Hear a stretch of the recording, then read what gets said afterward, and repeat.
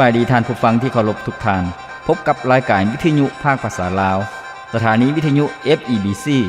รายการ30นาทีต่อไปนี้หวังว่าจะเป็นประโยชน์ต่อท่านผู้ฟังในการดำเนินชีวิตเมื่อท่านผู้ฟังได้ติดตามรายการนี้ท่านก็จะมีความหวังมีความสุขในการดำเนินชีวิตเชิญท่านผู้ฟังติดตามได้ดังต่อไปนี้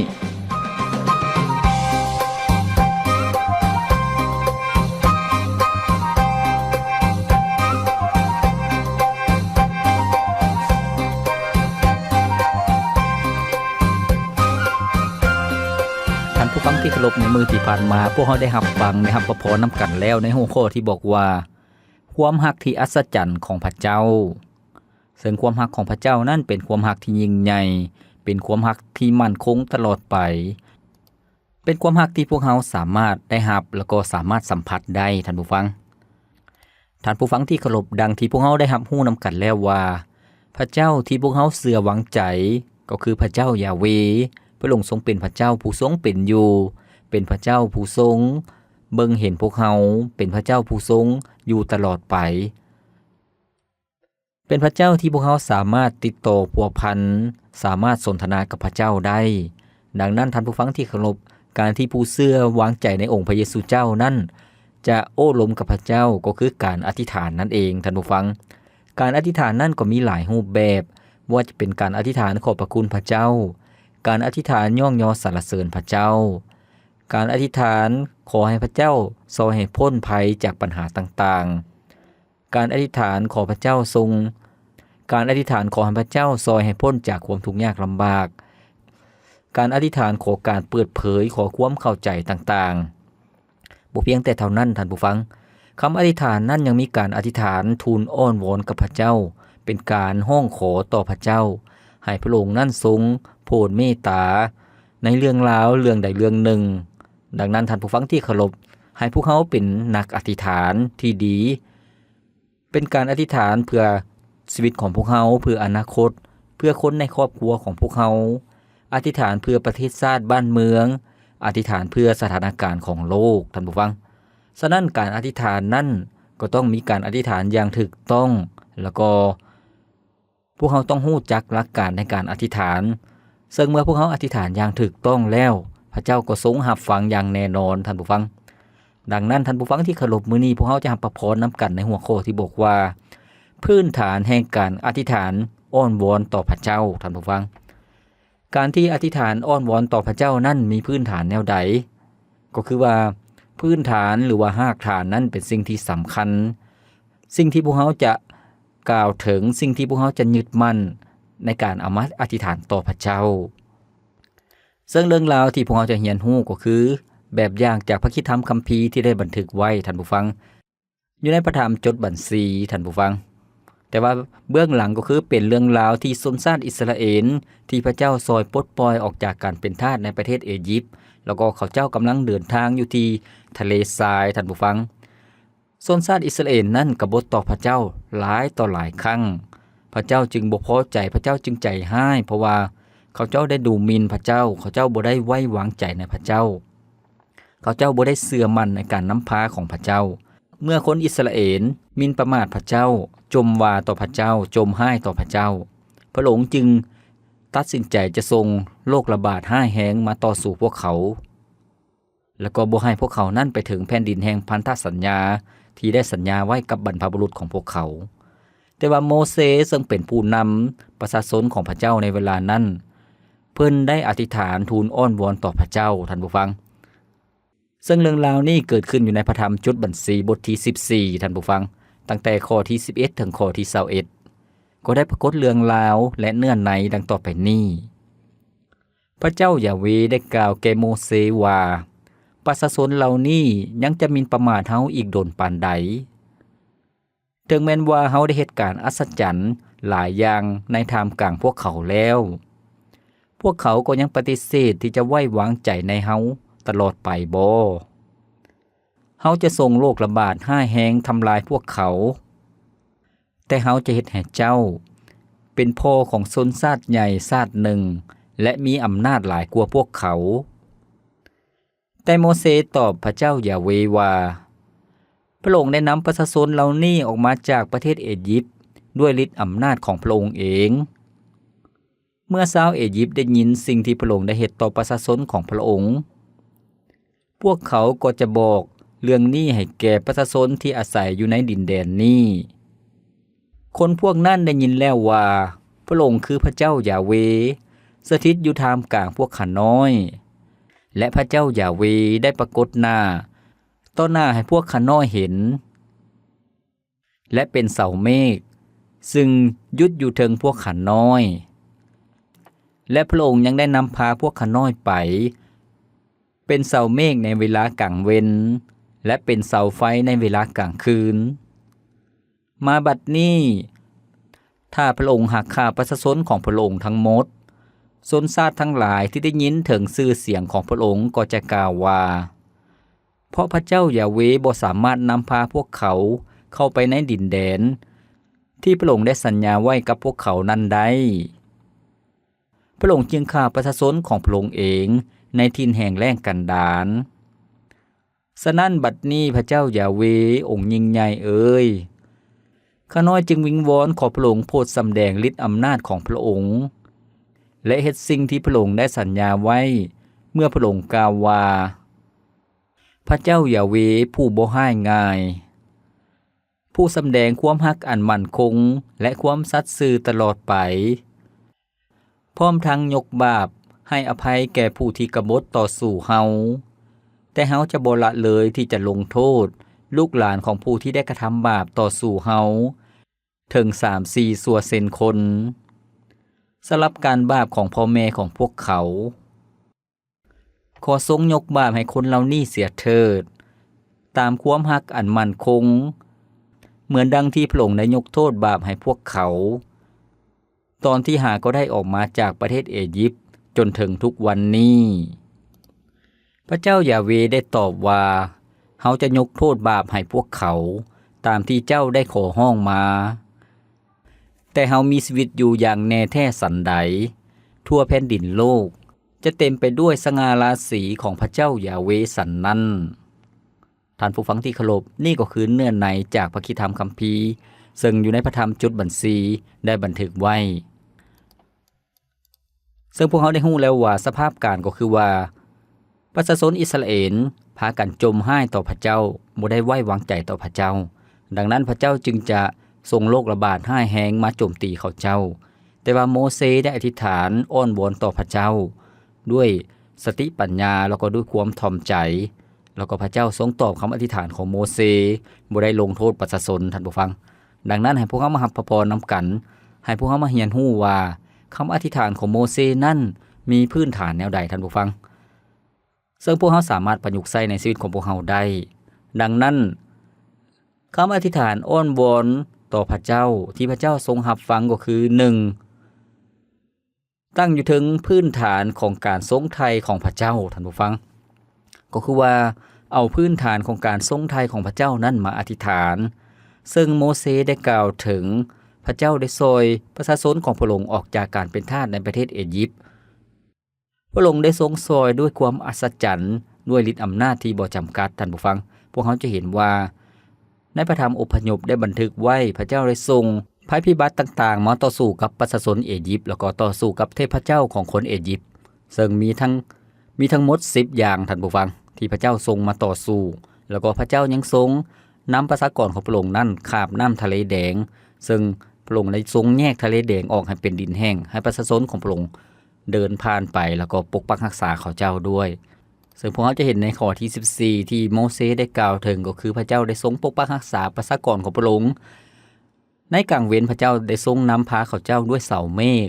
ซึ่งอยู่ในทะเลทรายพระเจ้าได้ทรงปกคุมประชากรของพระองค์ให้มีความซุ่มเย็นท่านผู้ฟังให้มีอากาศเย็นสบายเพราะว่าเสาเมฆปกคลุมอยู่ส่วนกลางคืนนั่นอากาศหนาวพระเจ้าก็ทรงให้เสาไฟในการให้ความอบอุ่นแก่ประชากรของพระองค์ท่านผู้ฟังที่เคารพชีวิตของพวกเขาก็เช่นเดียวกันเมื่อพวกเขาอธิษฐานทูลอ้อนวอนต่อพระเจ้าให้พวกเขากล่าวถึงความรักของพระเจ้าที่พระองค์ทรงไถ่พวกเขาด้วยฤทธิ์อำนาจที่ยิ่งใหญ่ก็คือเมื่อพวกเขาเป็นคนบาปพระเยซูเจ้าได้ตายแทนบาปพวกเขาอยู่ถึงไม้กางเขนแล้วก็ด้วยการอัศจรรย์ก็คือพระเยซูเจ้าทรงเป็นคืนจากความตายเห็นให้พวกเขานั้น ได้มีชีวิตใหม่กับองค์พระเยซูเจ้าดังนั้นเมื่อพวกเขาอธิษฐานพวกเขาก็ต้องอธิษฐานอยู่ถึงพื้นฐานแห่งการทรงไถ่ของพระเจ้าที่พระองค์ทรงไถ่พวกเขาก็คือว่าเมื่อพวกเขาพบกับความทุกข์ยากลำบากให้พวกเขากล่าวถึง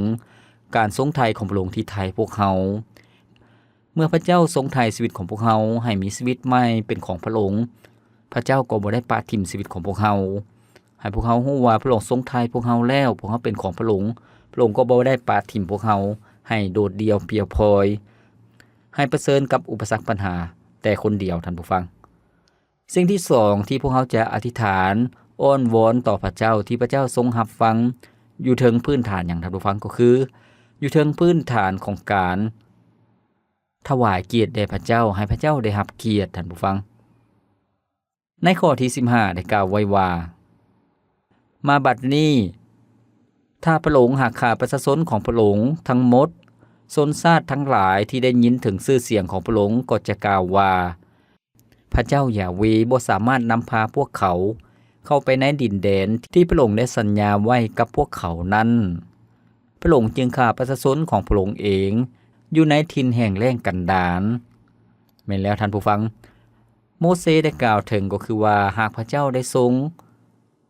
ปะทิ่มประชาชนของพระองค์หรือว่าฆ่าประชาชนของพระองค์ทิ่ม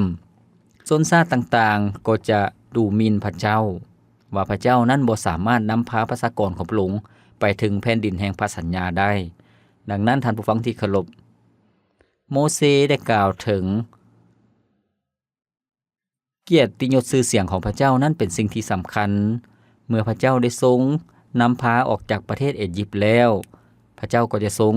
นำพาไปถึงจุดหมายปลายทางท่านผู้ฟังดังนั้นท่านผู้ฟังที่เคารพเมื่อพวกเขาอธิษฐานอ้อนวอนกับพระเจ้าในเรื่องราวที่ห้ายแหงในเรื่องราวที่ทุกข์ยากลำบากในเรื่องราวที่พวกเขานักอกนักใจให้พวกเขาอ้อนวอนต่อพระเจ้าว่าขอพระเจ้าทรงช่วยลูกให้ผ่านพ้นปัญหานี้ไปด้วยเพราะเห็นแก่น้ำซื่อของพระองค์เพราะเห็นแก่พระเกียรติของพระองค์พระองค์ทรงเป็นพระเจ้าผู้ทรงมีสง่าราศีและมีฤทธิ์อำนาจบ่จำกัดดังนั้นท่านผู้ฟังที่เคารพข้าพเจ้าเชื่ออย่างยิ่งว่าพระเจ้าจะทรงรับฟังคำอธิษฐานอ้อนวอนของท่านผู้ฟังให้พวกเราพักฟังเพลงจากรายการของพวกเราก่อนจาก1เสียงเพลงแล้วพวกเราจะมาเรียนรู้นํกันอีกพื้นฐานแห่งการอธิษฐานอ้อนวอนต่อพระเจ้าที่พระองค์ทรงรับฟังว่ามีแนวใด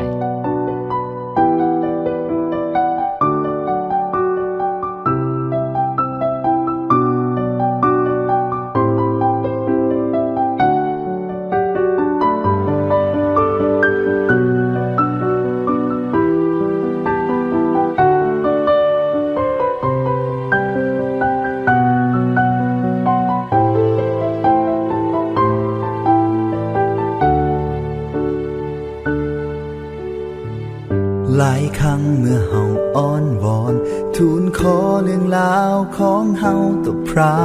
องค์เฮาก็เฝ้าหวังและเฝ้ารอคอยที่จะได้รับคำตอบนั้นและเมื่อเวลาล่วงเลยคำตอบนั้นที่เฮาเฝ้าคอยยังเงียบไปเฮาก็คิดสงสัยว่าเมื่อใดพระ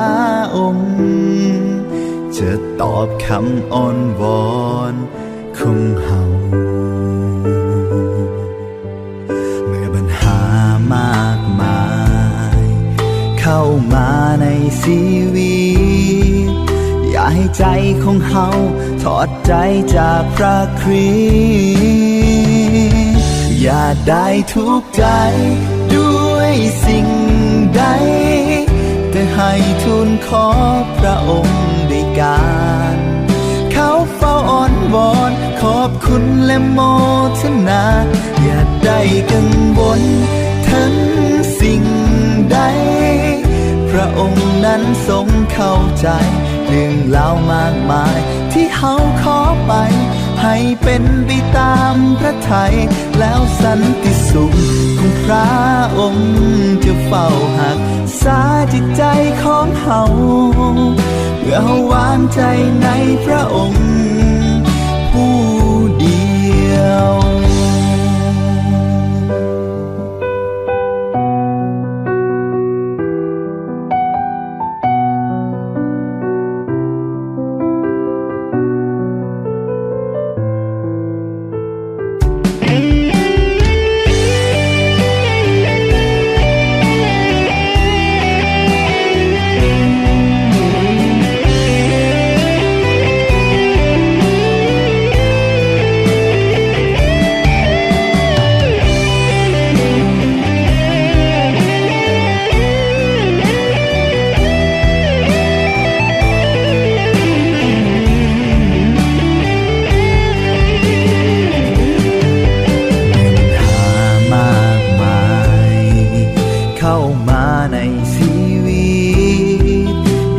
ใจของเฮา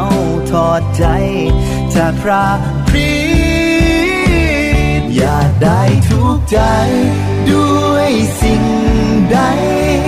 แต่ให้ทูลขอพระองค์ด้วยการเขาเฝ้าอ้อนวอนขอบคุณและโมทนาอย่าได้กังวลถึงสิ่งใดพระองค์นั้นทรงเข้าใจเรื่องเล่ามากมายที่เฮาขอไปให้เป็นไปตามพระทัยแล้วสันติสุขของพระองค์จะเฝ้าหักษาจิตใจของเฮาเมื่อเฮาวางใจในพระองค์อยากได้ทุกใจด้วยสิ่งใดแต่ให้ทูลขอพระองค์ด้วยการเขาเฝ้าอ้อนวอนขอบคุณและโมทนาอย่าได้กังวลถึงสิ่งใดพระองค์นั้นทรงเข้าใจเรื่องราวมากมายที่เฮาขอไปให้เป็นไปตามพระทัยแล้วสันติสุขของพระองค์จะเฝ้าหักษาจิตใจของเฮาเมื่อเฮาวางใจในพระองค์ผู้เดียวคำตอบนั้นอยู่ในน้ำพระทัยเมื่อเฮาเชื่อและวางใจในพระเยซู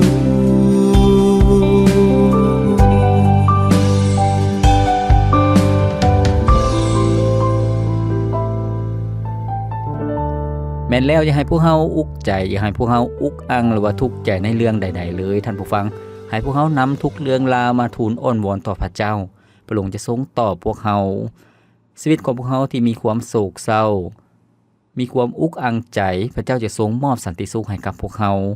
เป็นสันติสุขที่มาจากพระเจ้าดังนั้นให้พวกเฮาไว้วางใจในพระเจ้าดังบทเพลงที่พวกเฮาได้ฟังไปแล้วนั้นท่านผู้ฟังที่เคารพมื้อนี้พวกเฮากำลังรับพระพรกำลังรับฟังนำกันในหัวข้อที่บอกว่าพื้นฐานแห่งการอธิษฐานอ้อนวอนต่อพระเจ้าที่พระองค์ทรงฟังซึ่งพวกเฮาได้รับฟังนำกันแล้วก็คือว่าการอธิษฐานอ้อนวอนต่อพระเจ้าที่พระองค์ทรงรับฟังนั้น1ก็คือตั้งอยู่ถึงพื้นฐานของการทรงไถ่ที่พระเจ้าได้ทรงไถ่พวกเฮาเอาการทรงไถ่นั้นมาอธิษฐานสิ่งที่2ก็คือว่าให้พวกเฮาอธิษฐานอยู่ถึงพื้นฐานของการถวายพระเกียรติสง่าราศีของพระเจ้าก็คือว่าน้ำซื้อของพระเจ้าเป็นสิ่งที่สำคัญให้พวกเฮากล่าวถึงพระเกียรติของพระองค์ท่านผู้ฟังดังนั้นเมื่อพวกเฮาอธิษฐานต่อพระเจ้าให้พวกเฮาระลึกว่าโดยเห็นแก่พระเกียรติของพระเจ้าอย่าให้พระองค์ทรงเสียเกียรติเมื่อชีวิตของลูกตกต่ำอย่าให้พระองค์ทรงเสียเกียรติเมื่อลูกเชื่อวางใจในพระองค์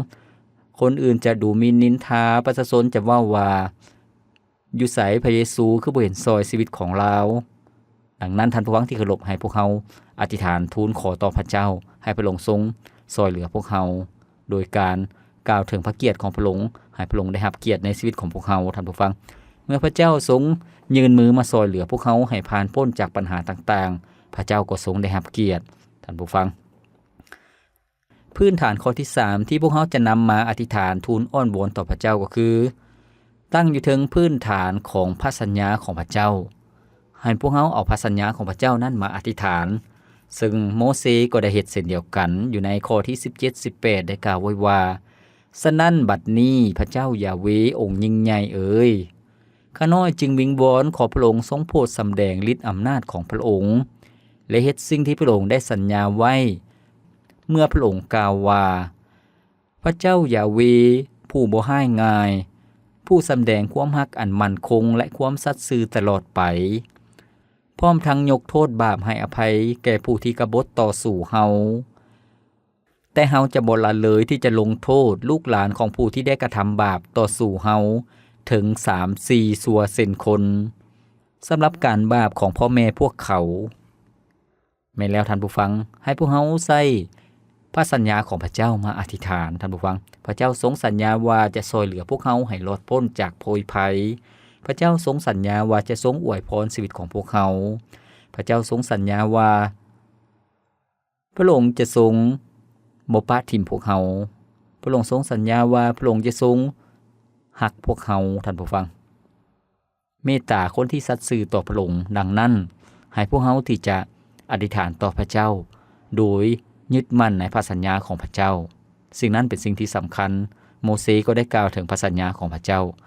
ดังนั้นท่านผู้ฟังที่เคารพเมื่อพวกเฮาพบพ่อกับเรื่องราวกับปัญหาความทุกข์ยากลำบาก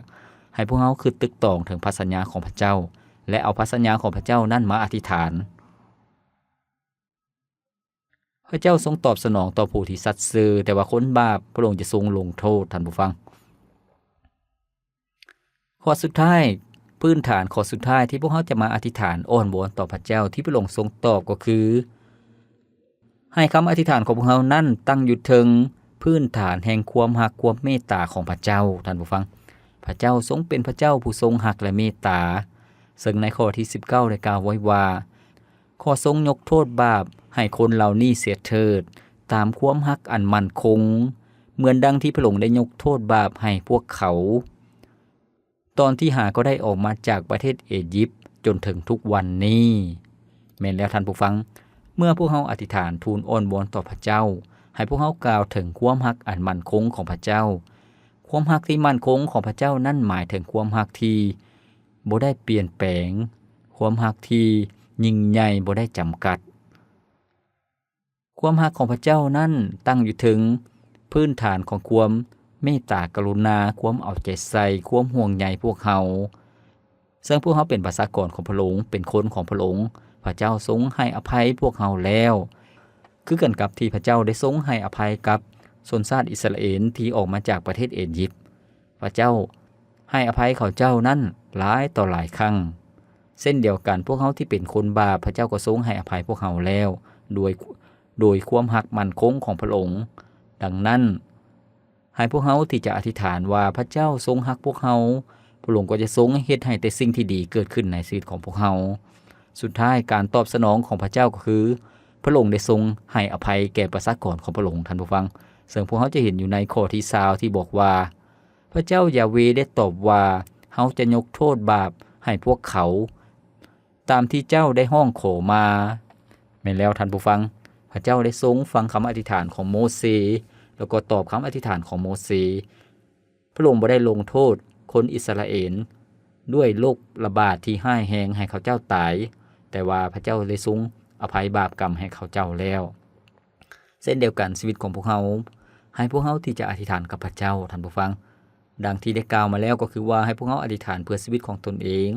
อธิษฐานเพื่อคนในครอบครัวอธิษฐานเพื่อประเทศชาติบ้านเมืองอธิษฐานเพื่อคนในโลกนี้ท่านผู้ฟังที่จะได้รับพระเมตตาของพระเจ้าคำอธิษฐานดังที่พวกเขาได้เรียนรู้ก็คือว่าตั้งอยู่ถึงพื้นฐานของการทรงไถ่ของพระเจ้าตั้งอยู่ถึงพื้นฐานของการถวายเกียรติยศชื่อเสียงให้กับพระเจ้าตั้งอยู่ถึงพื้นฐานของพระสัญญาของพระเจ้าก็คือคำมั่นสัญญาของพระองค์แล้วก็สุดท้ายก็คือว่าคำอธิษฐานอ้อนวอนของพวกเขานั้นต้องตั้งอยู่ถึงพื้นฐานความรักความเมตตากรุณาของพระเจ้าเชื่อว่าท่านผู้ฟังนั้นจะมีชีวิตแห่งการอธิษฐานทูลอ้อนวอนต่อพระองค์และจะเห็นคำตอบอธิษฐานที่มาจากพระเจ้าท่านผู้ฟังที่เคารพรายการของพวกเราดำเนินมาฮอดนี้ก็สิ้นสุดเพียงเท่านี้ข้าพเจ้าพรประเสริฐผู้ดำเนินรายการขอกล่าวคำว่าขอพระเจ้าอวยพรท่านผู้ฟังทุกท่านพบกันใหม่ในมื้อต่อไปสบายดี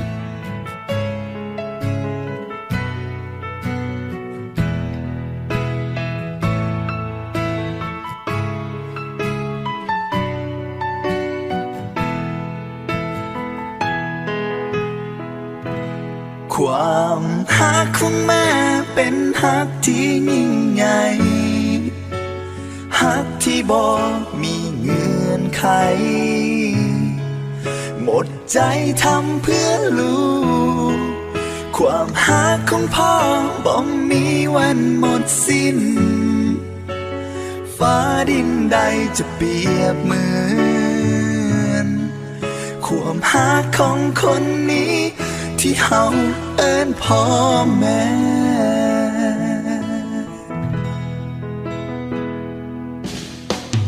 คนที่คอยจมเฮาเวลาที่เฮานั้นเอาแต่ใจเป็นคนเดียวกันที่คอยให้ความห่วงใยในวันที่เฮาอ่อนแอคนที่คอยบอกเฮาเวลาที่เฮาทำผิดพลาดไปเป็นคนเดียวกันที่คอยให้กำลังใจในวันที่เฮาหมดแฮงจากวันนั้นจนมาถึงวันนี้ลูกก็ยังบ่มีสิ่งใดที่จะตอบแทนพระคุณหมดสิ้นจึงขอมอบเพลงนี้เป็นถ้อยคำจากใจให้พ่อแม่ความฮักของแม่เป็นฮักที่ยิ่งใหญ่ฮักที่บ่มีเงื่อนไขหมดใจทำเพื่อลูกความฮักของพ่อบ่มีวันหมดสิ้นฟ้าดินใดจะเปรียบเหมือนความฮักของคนนี้ที่เฮาเอิ้นพ่อแม่อธิษฐานขอพระเจ้าคุ้มครองอวยพรพ่อแม่นั้นสุขภาพดีอยู่กับลูกนี้ไปนานแสนนานก่อนวันสุดท้ายขอได้ตอบแทนพระคุณพ่อแม่